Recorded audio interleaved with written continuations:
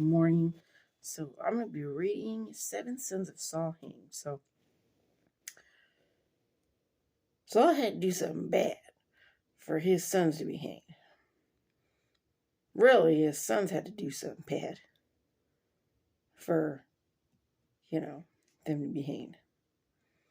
But even back then, if you did something wrong, your whole family would suffer, okay? And even in this day and age, if you do something wrong, your family's going to suffer as a consequence. I can't tell you how many kids don't have mommy and daddy in the home. They got mommy living here, daddy living here. They don't even have an actual real family, So, it's sad and it breaks my heart. But, kids suffer for what the parents do. So, I'm going to be reading. Now there was a famine in the days of David for 3 years, year after year, and David inquired of the Lord. And the Lord answered, "It is because of Saul and his bloodthirsty house, because he killed the Gibeonites." Okay, so Saul is bloodthirsty. So the king called the Gibeonites and spoke to them. Now the Gibeonites were not of the children of Israel, but of the remnant of the Amorites. The children of Israel had sworn protection to them, but Saul had sought to kill them in his zeal for the children of Israel and for Judah. So he should have honored that, promise of protection. Therefore David said to the Gibeonites, "What shall I do for you? And with what shall I make atonement, that you may bless the inheritance of the Lord?"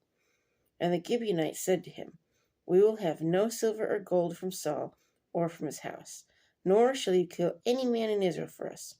So he said, "Whatever you say, I will do for you."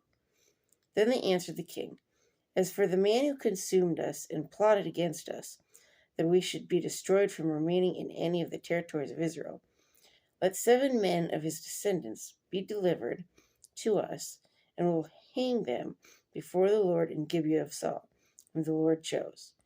And the king said, "I will give them." So even today, depending on your crime, you'll get the death penalty. You go and murder somebody's child, you're getting the death penalty, okay? Unless you live in a state that they don't do that. But, and you deserve it because that child didn't live.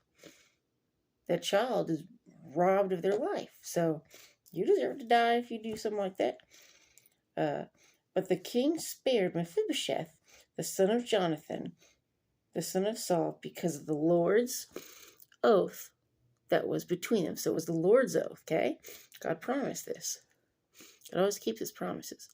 Between David and Jonathan, the son of Saul. So the king took Armani and Mephibosheth, the 2 sons of Rizpah, the daughter of Aiah, whom she bore to Saul, and the 5 sons of Michal, the daughter of Saul.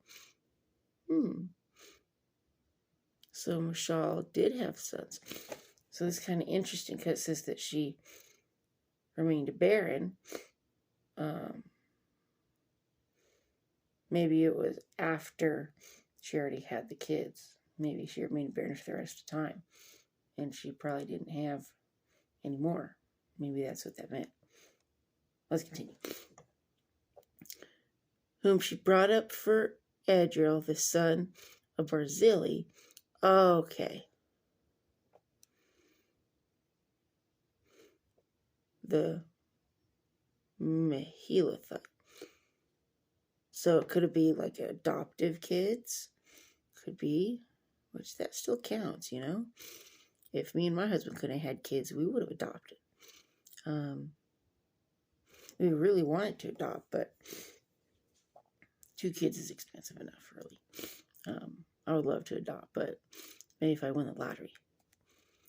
And he delivered them into the hands of the Gibeonites, and they hanged them on the hill before the Lord.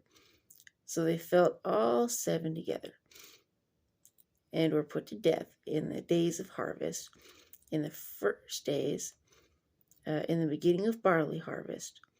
Now Rizpah, the daughter of Aiah, took sackcloth and spread it for herself on the rock. from the beginning of the harvest until the late rains poured on them from the heaven. And she did not allow the birds of the air to rest on them by day, nor the beasts of the field by night. So she protected them. She was upset. Moms, they're going to be upset no matter what. And David was told that Rizpah, the daughter of Aiah, the concubine of Saul, had done. Then David went and took the bones of Saul and the bones of Jonathan his son from the men of Jabesh Gilead, who had stolen them from the street of Bethshan, where the Philistines had hung them up, after the Philistines had struck down Saul in Gilboa. So he brought up the bones of Saul and the bones of Jonathan the son from there, and they gathered the bones of those who had been hanged. They buried the bones of Saul and Jonathan his son in the country of Benjamin in Zelah, in the tomb of Kish his father. So they performed all that the king commanded, and after that God handed the prayer for the land. He did the prayer for the land. So now their land is going to be healed. When the Philistines were at war again with Israel, David and his servants with him went down and fought against Philistines, and David grew faint. Then Ishbosheth, who was one of the sons of the giant, the weight of whose bronze spear was 300 shekels, who was bearing a new sword, though he could kill David. If y'all don't believe in giants, it says right here that there was giants, okay? If you look at me compared to my hubby's a giant too, okay? But Abishai, the son of Zeruiah, came to his aid and struck the Philistines and killed him. Then the men of David swore to him, saying, "You shall go out no more with us to battle, and quench the lamp of Israel." Excuse me a minute.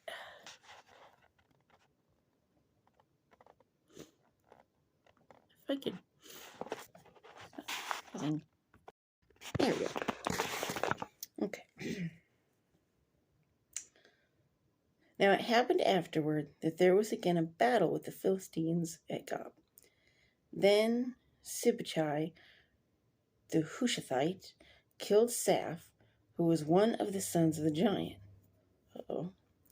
Again there was war at Gob with the Philistines, where Elhanan, the son of Jair Orgim, the Bethlehemite, killed the brother of Goliath, the Gittite. Okay, says Goliath's brother, the shaft of whose spear was like a weaver's beam.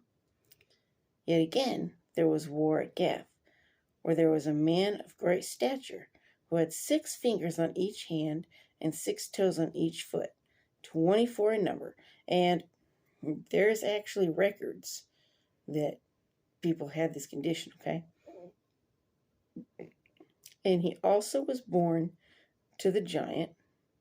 So when he defied Israel, Jonathan, the son of Shimeah, David's brother, killed him. So yeah, he's like, you need to find Israel.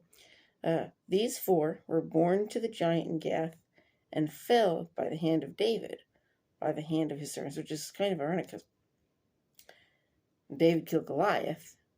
And so here down the road, now Goliath's family is getting demolished.